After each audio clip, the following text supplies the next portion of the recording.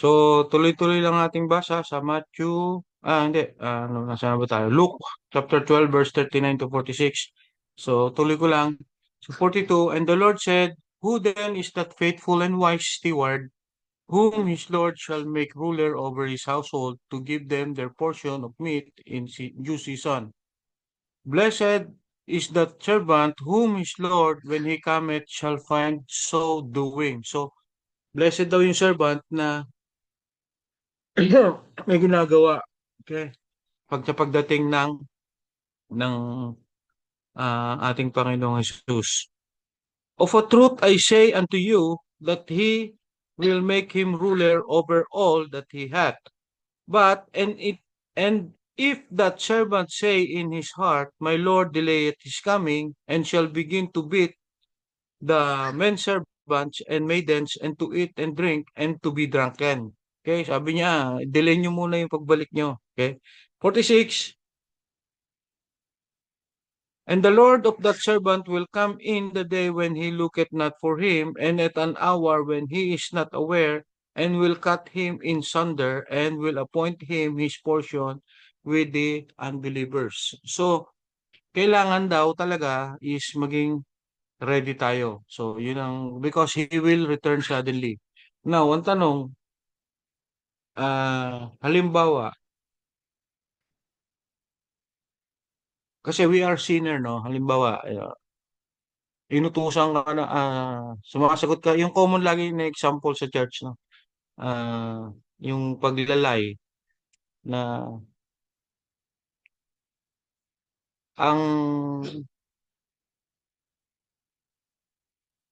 ang ginagawa mo, sinabihan ka ng boss mo, may tumawag, halimbawa, sinabihan ka ng boss mo, sabihin mo wala ako. So, sagot ko yung telepono, hinahanap yung boss mo, sabi ng boss mo, kaharap katabi mo, sabi mo wala ako. So, pag sinabi mo yon, sisinungaling ka. Tama? Now, paano kung at that moment, at that time, na you're in the act of sinning, saka naman biglang dumating ang Panginoong Jesus. Paano?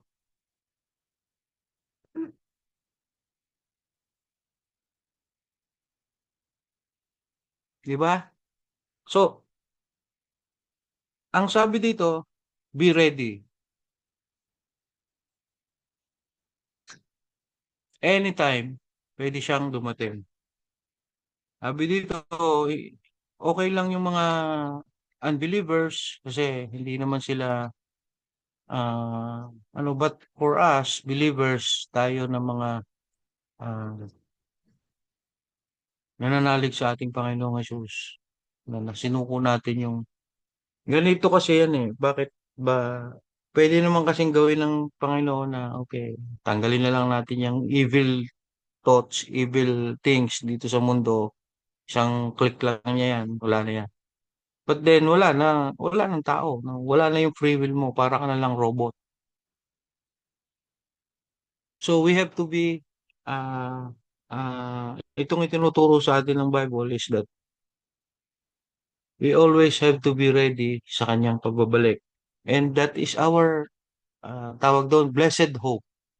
That is our blessed hope that our Lord Jesus Christ will come, na nakabantay tayo, we are watchful, we are sober, talagang we are doing our very best para sa Kanya. So, yung pagsilbihan siya, maging ready lagi tayo ah, para sa Kanyang pagbabalik. Okay?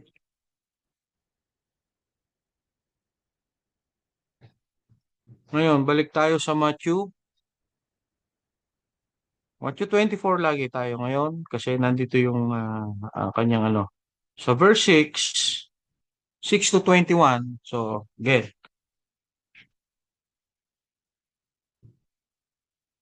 Nabasa na pala natin to. Ito yung wars and rumors of wars. Okay? So ito yung mga signs in heaven and on earth. Okay? And ye shall hear of wars and rumors of war. Ye shall not be troubled, for all these things must come to pass. but the end is not yet. So, hindi pa raw. Verse 7, for nation shall rise against nation, and kingdom against kingdom, and there shall be famines and pestilence and earthquakes in diverse places. All these are beginning of sorrows. Okay? Then shall they deliver you up to be afflicted, and shall kill you, and ye shall be hated of all nations for my name's sake. And then shall many be offended, and shall betray one another, and shall hate one another. Okay? And many false prophets shall rise and shall deceive many. Itong mga false prophets, marami daw uh, um, darating na mga false prophet and will deceive many. Napakarami na niyan, no? Ah, for example, si Kibuloy. Di ba? Napakaraming followers ni Kibuloy. Alam mo, sabi niya, he is the appointed son of God. Na yun, no? Lagi lang siyang ah, ang daming pa rin sumusunod sa kanya. Okay?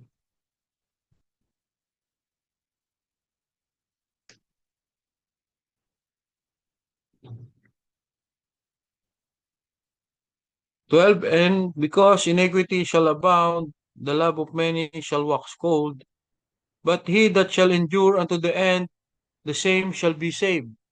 Yung mag-i-endure daw, okay? And this gospel of the kingdom shall be preached in all the world for a witness unto all nations, and then shall the end come. Pagka na-preach na ang gospel sa lahat. When ye therefore shall see the abomination of desolation, spoken of Prophet Daniel, the prophet, stand in the holy place. So, yung abomination of desolation, yun ang kaya tayo nag-form ng ganitong Bible study is because may mga ganitong uh, words, kaya itong abomination of desolation. So, medyo malalim yung ibig sabihin, okay? Na ito ay sinabi ni Prophet Daniel. Okay, so siguro next week bibigyan ko yun ng short explanation noong abomination of desolation. Okay? So ito yung mga signs ng second coming ng Panginoong Hesus na malapit na siya bumalik. Okay? 16, that let them in Judea flee unto the mountains. Let him which is on the housetop not come down to take anything out of his house. Neither let him which is in the field return back to take his clothes, and woe unto them that are with child, and to them that give suck in those days. But pray ye that your flight be not in the winter, neither on the Sabbath day. For then shall be great tribulation, such as was not since the beginning of the world to this time, no, nor ever shall be. So there will be great tribulation. Yung mga nararanasan nating mga paghihirap ngayon dito, kung ano man mga pagsubok, wala pa yan. Wala pa yan pagdating nung time ng ah, tribulation period. Okay?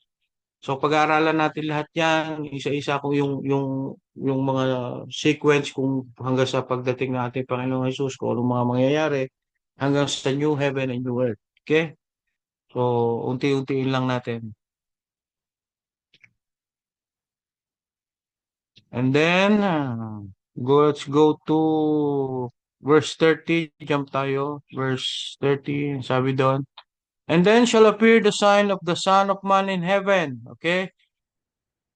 And then shall all the tribes of the earth mourn, and they shall see the Son of Man coming in the clouds of heaven with power and great joy. So makikita raw natin ang Panginoong Jesus, yung Son of Man, si Jesus Christ yun, na coming in the clouds of heaven with power and great glory.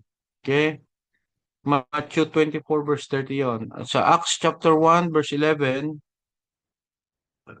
Acts chapter 1 verse 11, sabi diyan, which also said, Ye men of Galilee, why stand ye gazing up into heaven? This same Jesus, which is taken up from you into heaven, shall so come in like manner as ye have seen him go into heaven. So, Doon makita, kasi nung mag-resurrect si Jesus Christ, maraming nakakita. Nung mag-ascend sa heaven ang ating Panginoon Jesus, marami rin ang nakakita sa Kanya. Kung paano raw siya nag-ascend sa heaven, ganun din daw siya babalik. Okay? The same Jesus which is taken up from you into heaven shall so come in like manner, katulad din, as ye have seen Him go into heaven. So, ganun din daw ang pagbabalik ng ating Panginoon.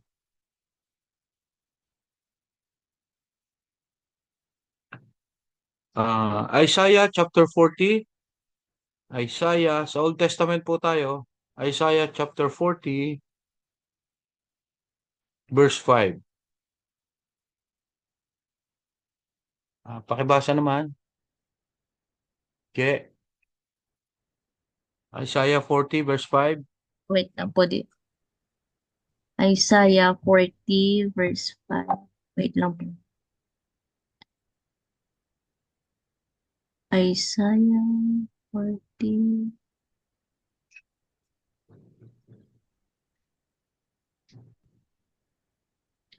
Practice din tayo magbuklat ng ano kasi pagka Old Testament medyo ano, mahirap hanapin.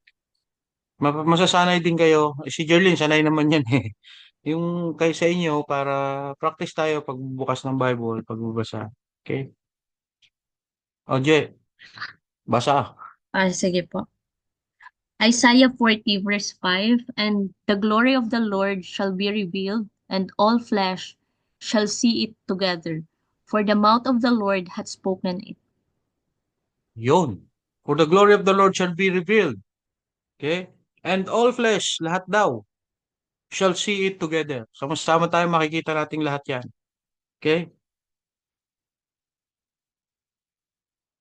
Revelations chapter 1 verse 7. Last chapter po yan ng book. Revelations chapter 1 verse 7.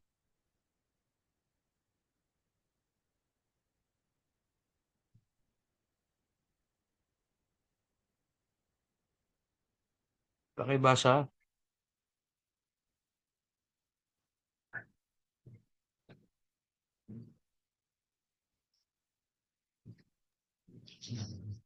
Revelation chapter 1 verse 7. Behold, he cometh with clouds, and every eye shall see him, and they also which pierce him, and all kindreds of the earth shall wail because of him. Even so, Amen. Ayan. Sinta nyo? Lahat daw, he cometh with clouds and every eye, lahat, lahat.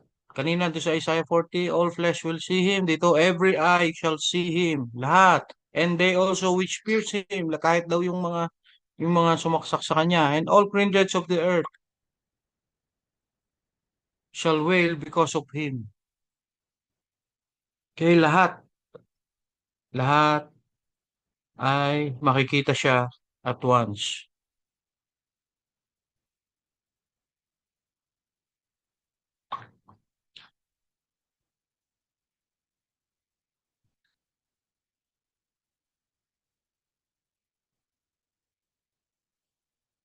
Now, tuloy tayo sa John chapter 5, verse 28-29. John chapter 5,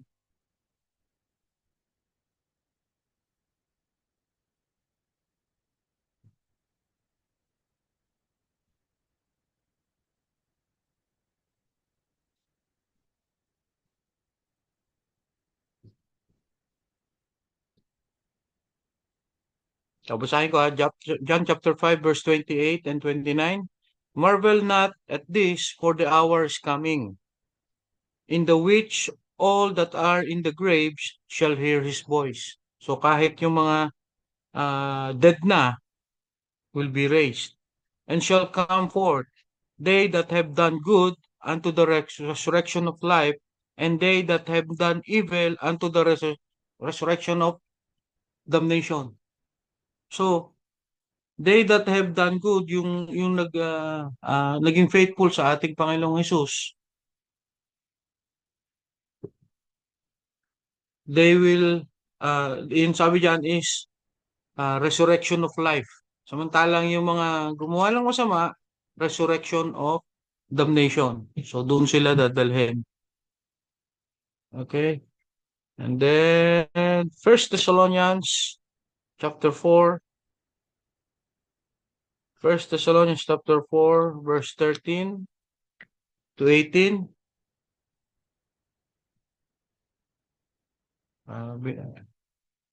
Binasa na natin to kanina. So, ano ko na lang ulit ha. But I would not have you to be ignorant, brethren, concerning them which are asleep, that ye sorrow not, even as others which have no hope. Okay, 14. For if we believe that Jesus Christ died and rose again, even so them also which sleep in Jesus will God bring with Him. Okay? So, kung halimbawa, may yung mga kamag-anak mo na namatay na who believe in Him bago sila namatay or ano, God will bring with Him. So, sa Kanya pa rin ang punta nila. Ha? For this we say unto you by the word of the Lord, that we which are alive and remain unto the coming of the Lord shall not prevent them which are asleep. For the Lord himself shall descend from heaven with a shout, with the voice of the archangels, and with the trump of God, and the dead in Christ shall rise first. 17. Then we which are alive, tayo daw mga buhay, and remain, shall be caught up together with them in the clouds to meet the Lord in the air, and so shall we ever be with the Lord. Wherefore, comfort one another with this word. So, pagdating ng second coming, tayo ng mga buhay, okay, let's say ngayon, maya-maya, kung dating na, ang Panginoon makikita ng lahat, magdi-descend from heaven sa clouds, nakikita niya ng lahat. Tapos tayo naman, ng mga buhay, mamimit natin siya, kukunin niya tayo, pupunta tayo doon, kasama niya, kukunin niya tayo. Okay?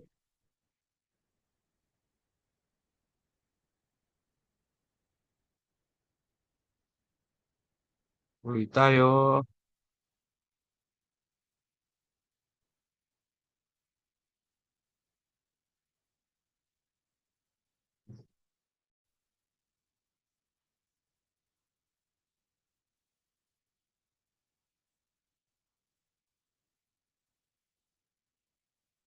Ah, ano na tayo? Revelations chapter 5. Revelations chapter 5, verse 6 to 10. Revelations chapter 5, verse 6 to 10. Ang sabi diyan, and I beheld, and lo, in the midst of the throne and of the four beasts, and in the midst of the elders stood a lamb, as it had been slain, having 7 horns and 7 eyes, which are the 7 spirits of God, sent forth into all the earth.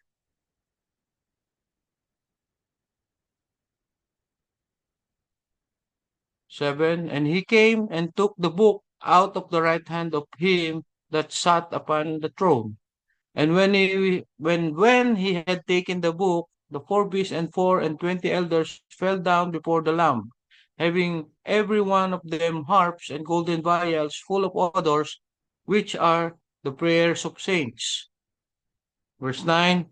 And they sang a new song, saying, Thou art worthy to take the book and to open the seals thereof, for thou wast slain, and hast redeemed us to God by thy blood out of every kindred and tongue and people and nation, and hast made us unto our God kings and priests, and we shall reign on the earth. Okay? Medyo, pag Revelations, medyo mahirap siyang i-interpret, but then, darating din tayo dyan, pag-aaralan din natin yan. Okay? Kasi ito, prophecy, ito yung mga mangyayari during the end times. Okay? Marami kasing mga stages yan. Umpisa, dito, rapture muna, yung pagkuha sa atin ng ating Panginoong Jesus, and then the tribulation, and then ito nga, itong mga pag-open ng book, white throne judgment. So, marami siyang, yung sequence niya. Pag-aaralan din natin yan. Okay? And then, we will continue. Nasaan na tayo? Matthew 25:31 to 46. Binasa na rin natin to kanina. Matthew 25, verse 31. Matthew 25, verse 31 to 46. Sabi niya, when the Son of Man shall come in his glory, and all the holy angels with him, then shall he sit upon the throne of glory. And before him shall be gathered all nations, and he shall separate them one from another, as a shepherd divided his sheep from the goats. Okay, hindi pala natin ito nabasa. Okay. And he shall set the sheep on his right, so sheep, but the goats on the left. Okay, yung sheep, yun yung mga believers niya. Ang goat, yun yung mga hindi. Okay? So, sheep dito, pinag-divide niya. Dito yung goat. Paano ba ano to? Ang sheep kasi, mga sheep, kailangan nila ng shepherd. Tayo, ang tawag sa atin as believers, tayo yung mga sheep, si Jesus Christ yung ating shepherd. Ang sheep, alam nyo yung sheep, they are very dependent sa kanilang shepherd. Yung, halimbawa, napahiga yan, nakatihayang ganon. Wala na, hindi na yung makakagalaw, ganon na lang yun. Kung walang shepherd na magtutulong sa kanya para makatayo, hindi na siya makakatayo. Ganon na lang yung sheep. Ngayon, sabi nga, yung sheep na, halimbawa, 100 na sheep ang magkakasama, may shepherd, yung merong isang naligaw, talagang inaano yun, binabalik yun ng Panginoon, binabalik. Okay? May mga ano yan. Now, the goat, ang goat kasi, wala yung, hindi yan mahirap i-shepherd yan kasi yan mayroong sariling ah, desisyon, may sariling isip yan, meron yang So, hindi siya nagpapasako. Okay? 34. Then shall the king say unto them on his right hand, come, ye blessed of my father. So, sino ba nasa right hand? Yung mga sheep. Inherit the kingdom prepared for you. Yung pinangako niya kanina, yung kingdom na prepared, yung may mansion ka doon. Okay? So, inherit, manahin mo na yung kingdom prepared for you from the foundation of the world. So, ibig sabihin, from the foundation of the world, doon pa lang sa Genesis, i-create yung mundo is naka-prepare na, piniprepare na ng Panginoong Jesus yung kingdom na yun para sa iyo. 'Di ba napaka bless natin kasi doon pa lang, umpisa pa lang. Alam mo, merong mga dito, kagaya nung kay Jeremiah, nasabi doon, sa womb pa lang ng nanay mo, piniprepare na kita to be a prophet. Ganon. So, ang Panginoon kasi all-knowing, omniscient, o omnipotent. Yan. Ganyan ang ating Panginoon, Jesus. So, noon pa lang, piniprepare niya yung kingdom niya for us. Okay? And He promised that na pagbabalik niya, kukunin niya tayo, dadalhin niya tayo doon. 35. For I was an hungered, and ye gave me meat. I was thirsty, and ye gave me drink. I was a stranger, and you took me in. Okay? And then naked, and ye clothed me. I was sick, and ye visited me. I was in prison, and ye came unto me. Okay, 37. Then shall the righteous answer him, saying, Lord, when saw we thee an hungered and fed thee, or thirsty and gave me drink? So sabi ng mga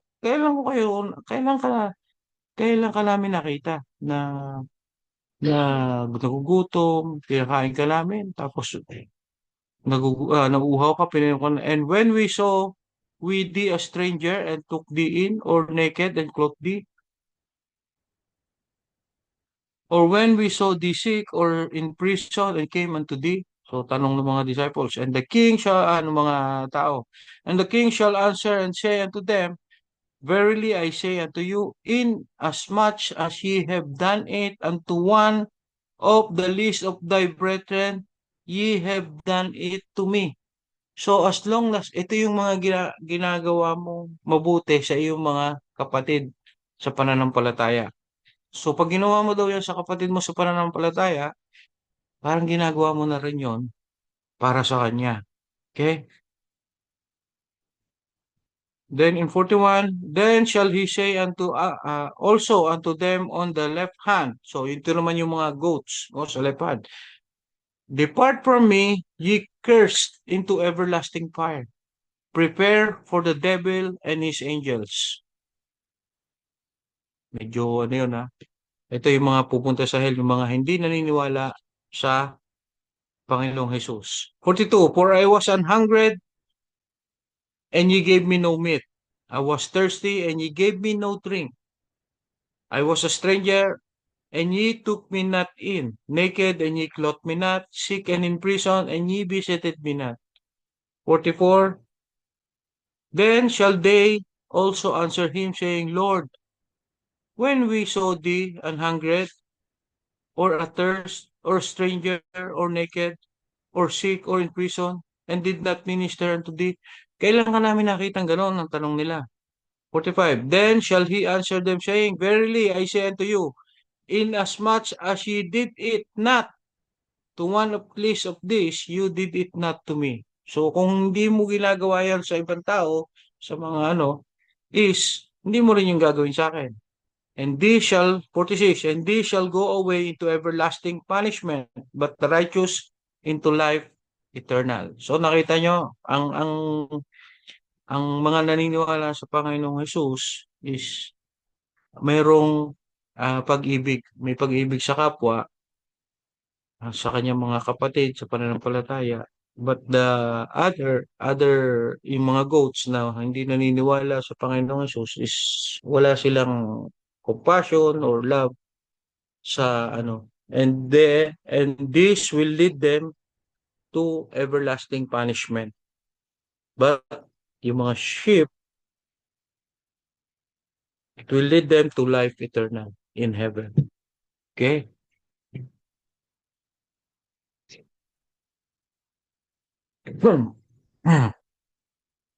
Ano pa yung promise? Revelations chapter 21 verse 4.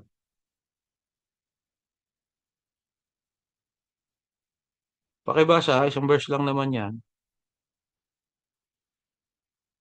Ganda kasi itong verse na to. Revelations chapter 21 verse 4.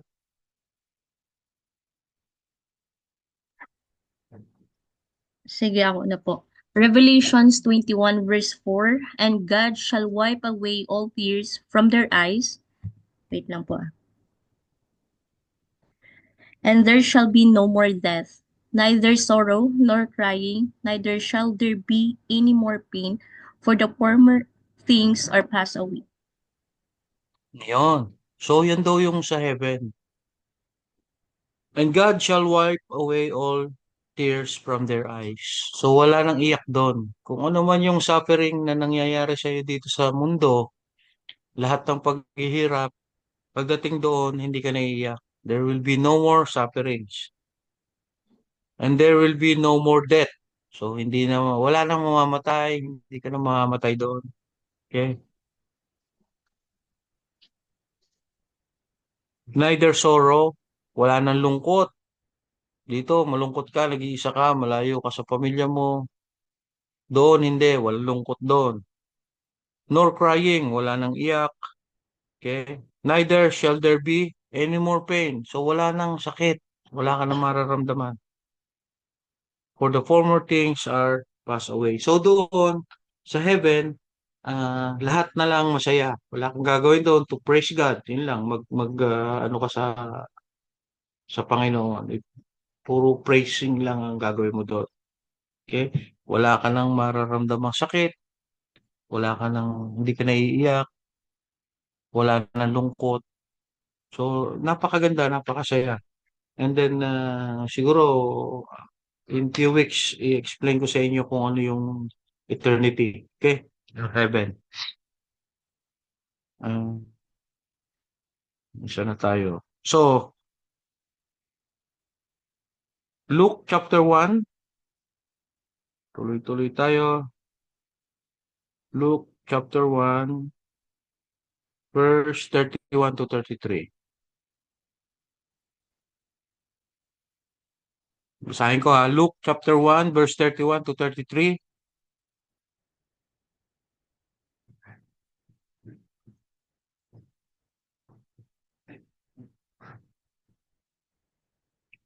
And behold, thou shalt conceive in thy womb, and bring forth a son, and shalt call his name Jesus. Ito kay sinasabi ni Angel Gabriel kay Mary. Okay? He shall be great, si Jesus daw. He shall be great and shall be called the Son of the Highest. And the Lord God shall give unto him the throne of his father David. And he shall reign over the house of Jacob forever, and of his kingdom there shall be no end.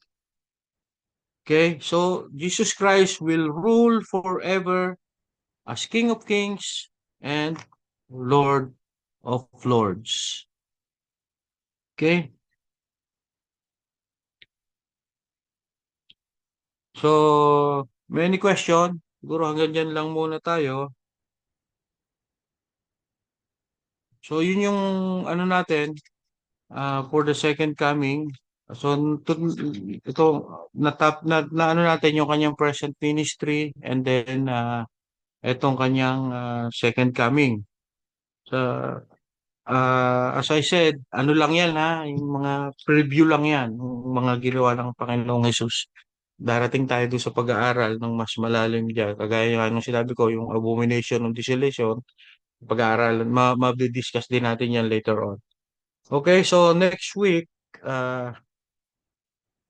tingnan naman natin yung mga promises ng ating Panginoong Hesus, tsaka yung kanyang, okay, yung mga promises niya sa atin. Then siguro matatapos natin next week yon yung promises niya. Okay? So, any question? Kung may question kayo, paki-ano na lang din ha. Paki-message nyo lang dito sa group. Wala namang problema yon. Para makapag-share din tayo ng ating mga ah, pananaw natin, kung anong tingin natin sa mga nababasa natin sa Bible. Okay? Para ma-explain din yung mga doubts natin. Okay? Pwede naman dyan sa group tayo magtanong. Okay? Para makita, mabasa rin ng iba. Okay? So, hanggang dito lang tayo.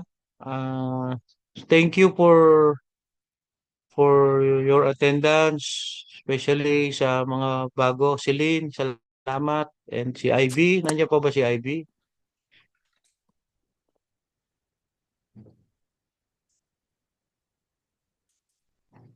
Ayan. Thank you sa inyo. Siguro, pray na tayo. Wala na kayong sasabihin dyan. O, plan nyo, mag-meet tayo ha. Plan nyo. Anak, dyan. Come here, mag-close tayo sa prayer.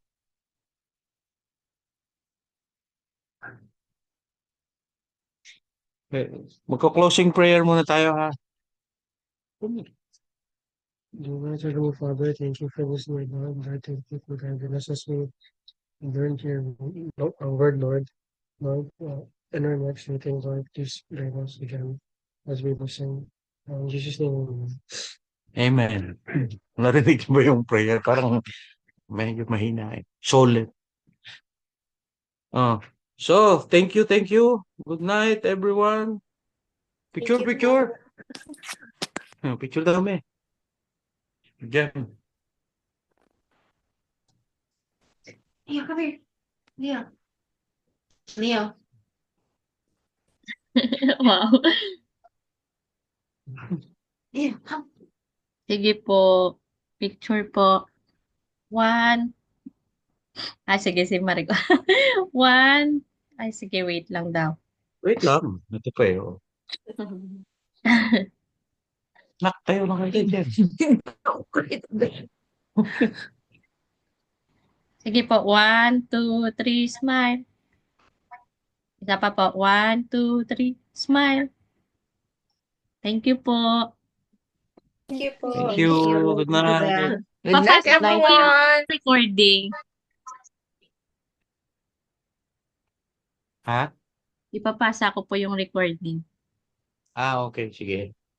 Thank you Good po. night. Bye. Good night po.